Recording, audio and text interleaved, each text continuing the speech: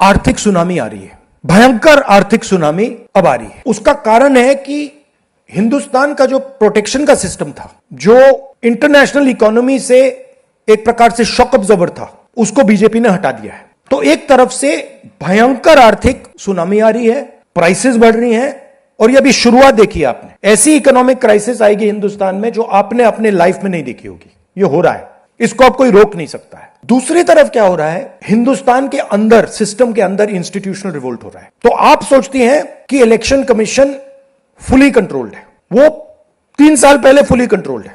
Chief election commissioner के messages मेरे पास आ रहे हैं, head of intelligence system, senior judiciary, सारों के सारे रिवोल्ट कर रहे हैं, इंफॉर्मेशन दे रहे हैं हमें।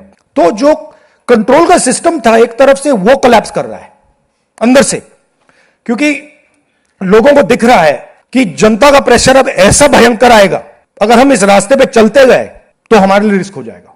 आप क्या सोचते हो, अगर जनता को मालूम है कि इलेक्शन सिस्टम रिग्ड है और जनता की मतलब इकोनॉमिक प्रेशर, गरीबी, दर्द के कारण जनता में गुस्सा आ गया, आप क्या सोचते हो कि इलेक्शन कमिश्नर को डर नहीं लगेगा कल क्या होने वाला है? तो अब क्या हो रहा है, सिस्टम अंदर से ऐसे हिल रहा है पूरा।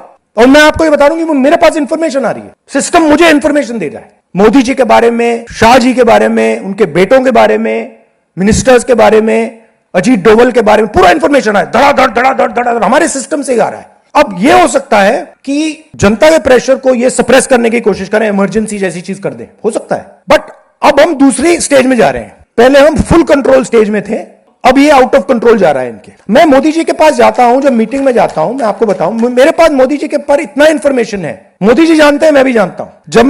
जब मैं उनसे मिलता हूं, भैया हाथ में हाथ लगाना रहा,